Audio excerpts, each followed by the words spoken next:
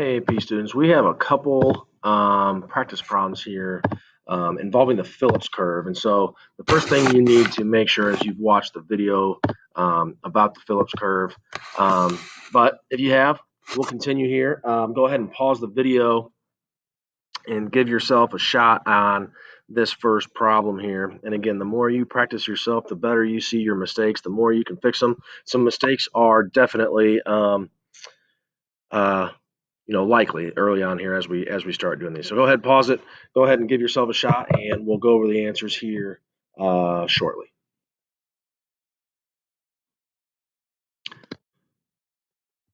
Okay, so for this particular problem here, um, I'm just going to pop up my answers there. All right, I'm going to go over my answers that I had just to kind of speed things up a little bit. I may add to my screen here a little bit as we go. So, but either way, all right. The first thing we've got to be able to see is that our country's equilibrium is currently at equilibrium. Okay, so that's going to be this black graph over here.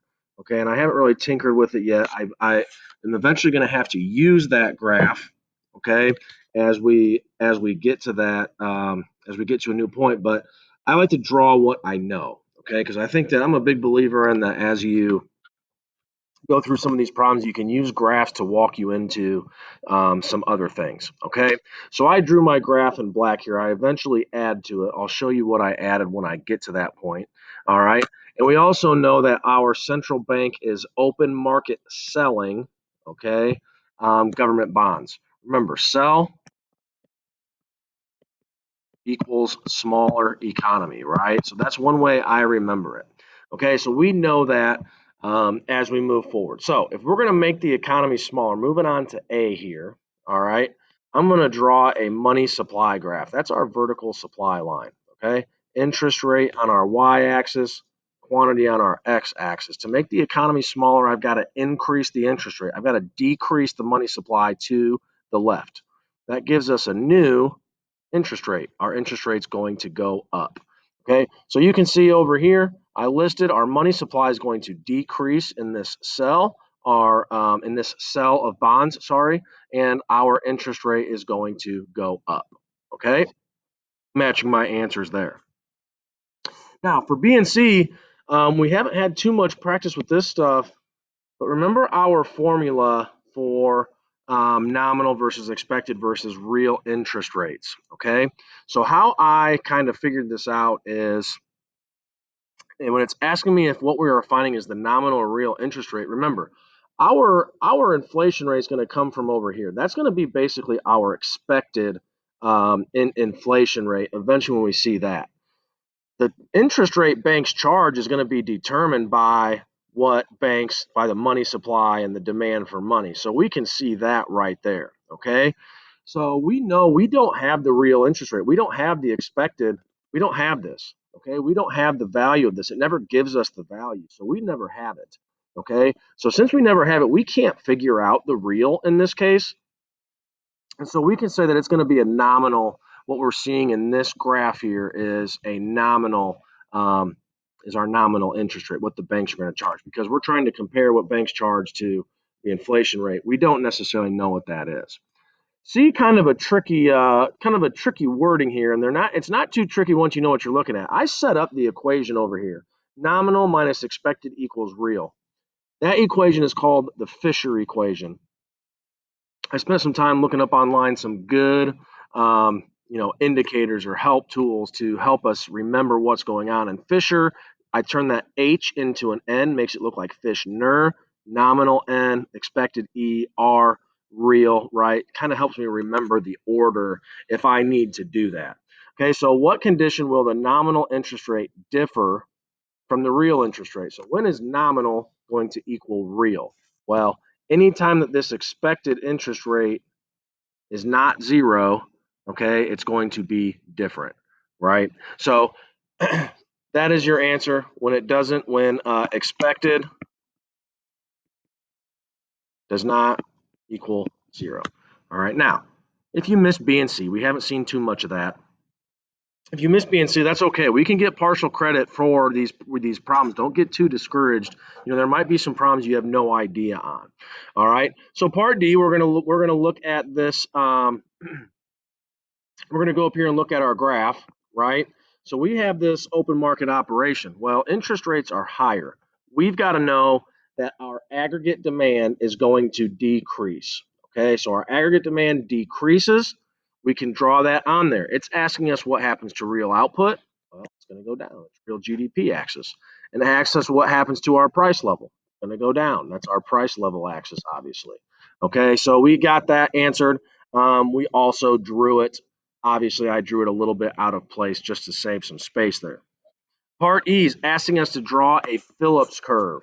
Okay, so I've got our Phillips curve here. I've got the long run, and I've got the short run Phillips curves. I did not label my axes. I apologize. Unemployment X, inflation up on the Y. Okay, now it's asking us what's happening here. We can use our old graph. Okay, our price level's going down, and I have my long run Phillips curve here too, which represents our long run aggregate supply, right? Our full employment. Well, now we're in a recession.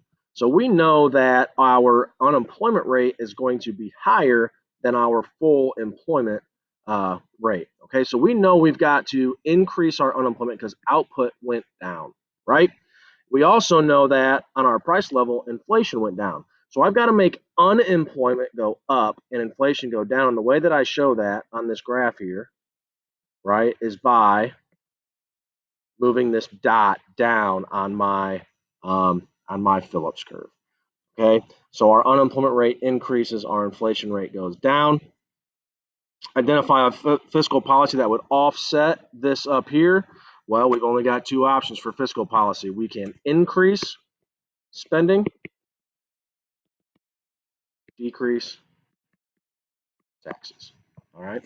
Hope that makes sense. Email me with any questions. I'm happy to get a hold of you and help you out with these. All right, let's go on to number 2 here. All right. Go ahead and take a look at this. As you're doing that, we are not responsible for E and F. That will be our last concept that we'll actually cover here in a little bit later of a video. We do not need to do E and F. All right, but go ahead and get started and pause the video. Take a guess. Even if you are, super unsure, take a guess. Figure out what you're doing wrong. Okay. All right. I'm going to show you as we go through here exactly how I solved this. So we've got an unemployment rate of 7. Again, this is the important info. This is what it's given us. All right. It's given us and it's telling us to draw a short and long run Phillips curve. Okay. So part A right here. Remember, inflation's up here. I'm going to abbreviate. I wouldn't abbreviate if I were you, but I'm going to abbreviate because it's hard for me to write with this pen here. I've got my short run Phillips curve, always has that downward slope, and I've got my long run Phillips curve, which always has this vertical look to it. All right. Now it's going to ask me to label some things. Well, I've got to label a natural rate of unemployment, full employment, at 5%. Well, natural rate is always our long run Phillips curve. So I'm going to label that at 5%. Okay. Now, our economy here, okay, has an actual employment rate of 7. So I've got to draw this over here. Okay. It also says our inflation is 3%. Okay. So I've got to go somewhere on this line to the right of this long run because we're in a recession here. We're going to show you that here in a second.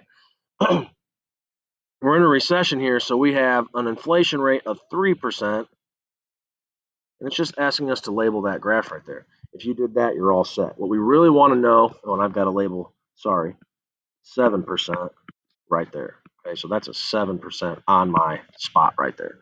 Okay, so that's part A. Okay, showing what we're saying. And we're going to know that this is also a recession because our unemployment's higher than our long run Phillips curve. Okay. All right, so part B, assume that our government takes no policy action.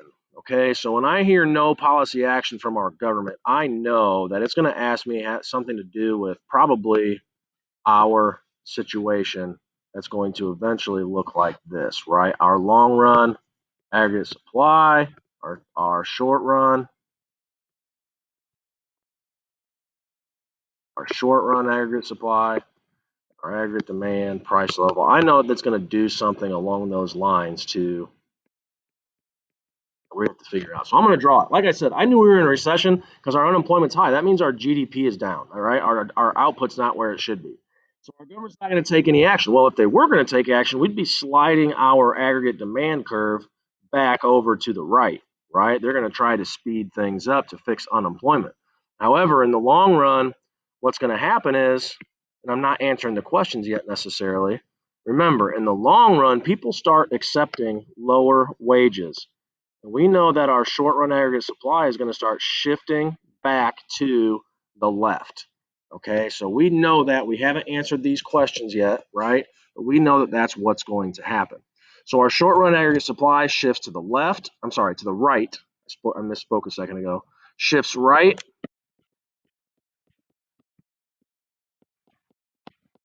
as people accept lower wages. Okay, and we talk about that in our aggregate demand and our long run aggregate demand and supply videos. If you're not sure with that, you need to go back and check there. I can almost guarantee there's going to be a question about that on the exam. Long run Phillips curve stays same. Our full employment rate is always going to be, in this case, our natural rate is going to be 5%. Stays the same, and it doesn't even ask you to explain it. Okay, but it always stays the same. It never moves. All right, so now we go to C. It's going to kind of flip it on us. Okay, identify a fiscal policy that could be used to reduce the unemployment rate in the short run. We're going to increase spending, decrease taxes. We only have those two options. Either or will work. And then it's going to have us draw a correctly labeled graph here eventually about what we're going to have. I already have this graph drawn. I'm going to erase what I drew on there. Draw a correctly labeled graph of aggregate demand and short run aggregate supply with the impact on equilibrium price level, real gross domestic product of the fiscal policy mentioned. So if we increase spending, we're trying to hope that our aggregate demand is going to shift to the right, okay, or decrease taxes, all right? And then it's going to ask us what's going to happen to the price level in that case. Well, our price level goes from here to here. Our GDP, our output goes from here upwards. So our unemployment is going to, our price level is going to increase, and our GDP is also going to increase. Okay, so that's number two. Again, email me with questions by all means. I look forward to hearing from you anyway. It gives me something to do. So if you have questions or you're getting stuck on some of these, either A, get a hold of me, or B, there's some really, really good resources on my AP if you haven't started checking those out yet. So hang in there. We'll be in touch soon. We're going to cover our last concept in our next videos starting here soon.